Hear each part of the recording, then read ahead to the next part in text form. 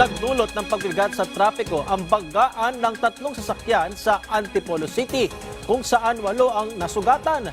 Yan ang ulat ni Gab Villegas.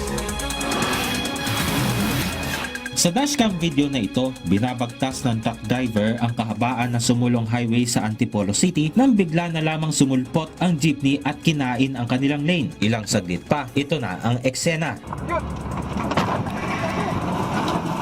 Sa video naman nakuha ni Romel Baronet na ibinahagi niya sa news team, makikita ang impact ng pagsalpok ng jeepney sa dump truck at ang nadamay na tricycle. Sa report ng Antipolo City Police, alas 7 kaninang umaga nang mangyari ang insidente. Patungo ng masinag ang tricycle at ang truck habang paakyat naman ng sumulong highway ang jeepney.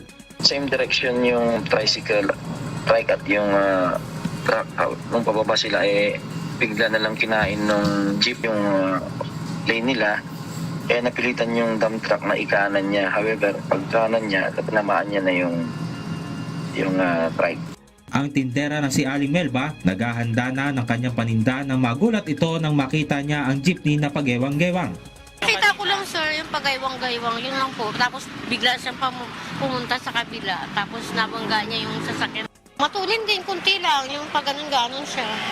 Aabot sa 11 ang bilang ng mga nasugatan at dinala sa mga pagamutan, kabilang ang jeepney driver na kasalukuyang naka-hospital arrest. Dahil dito, nagdulot ng matinding bigat sa daloy ng mga sasakyan ang nasabing aksidente. Mahaharap naman sa kasong reckless imprudence resulting to multiple physical injuries and damage to property ang jeepney driver. Gab Villegas para sa Pambansang TV sa Bagong Pilipinas.